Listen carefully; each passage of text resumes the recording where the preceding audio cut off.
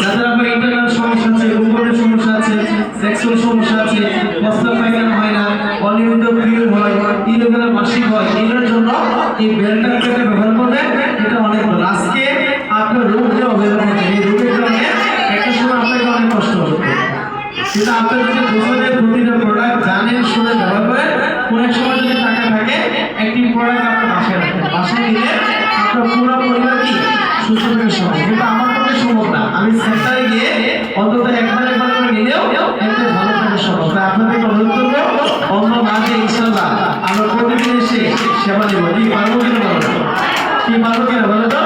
তাহলে আগামীকাল শুক্রবার, আগামী শনিবার যারা আসবে, সকালে আমরা 4 সেশন কি দিচ্ছি, বেডের সেবা। কি সেবা? আগামীকাল 4 সেশন বেডের সেবা আছে। স্বামী স্ত্রী আসলে আমাদের বড় মেয়ে পাবে, একজন অটোমেটিক মেশিন। এভাবে আমরা অত্যাধুনিক প্রায় 10 গুণ শক্তিশালী, একটা জোরে তাদের দেবো সবাই। তাহলে 10 গুণ শক্তিশালী যে প্রোডাক্টটা চলে, যে আইক্যাড ড্রপ, এটা আমরা হাতে পেয়েছি। শেষ পর্যায়ে আপনাদের আমরা 2বার করে ব্যবহার করবো এবং আপনার চোখের সমস্যা যেন পার্মানেন্ট ভালো হয়। আমরা এই চোখের সেবা পুরোটা শুরু করবো, এটা করে বলে দিতে হবে। এই 11 দিনের মধ্যে আমরা কেউ কোনো কি বন্ধ দেব না। বন্ধ দিলে কি আমাদের চোখের সেবা মিস্টেক হয়ে যাবে। আপনারা অবশ্যই এই চোখের সেবার মাত্রাটা আরো অনেক অনেক বেড়ে যাবে, এটা করে বলে দিব। তাহলে এই 9 ঘন্টা কি আরো বিভিন্ন ইউজ করে, যেমন আমরা যদি কারো শ্বাসকষ্ট হয়, কারো অ্যাজমা হয়, আমি মেশিনটা বুকে ধরলে ঠান্ডা, কাশি, অ্যাজমা, শ্বাসকষ্ট, বুকের ব্যথা, হার্টের সমস্যা, অনেকে ব্রেস্ট টিউমার হয়, অনেকে ব্রেস্ট ব্যথা করে, অনেকে ব্রেস্ট ইনফেকশন হয়। কি হয় কি না হয় বলে তো? এগুলো হচ্ছে আমাদের অজানা রোগ। এই অজানা রোগের কারণে, এই অবহেলার কারণে একটা সময় আপনার ক্যান্সার হয়ে যেতে পারে। আজকে না করুক, আপনার মেয়ের যদি কোনো ব্রেস্টে ক্যান্সার হয়, তার বিয়ে দিতে অসুবিধা হবে, এমনকি এটার কারণে তার জীবনটা সে নষ্ট হয়ে যেতে পারে। পারে কিনা পারে না? কথা কথা পারে কিনা পারে না? তাহলে আপনার আমার সচেতন হওয়া প্রয়োজন আছে কিনা বলে তো?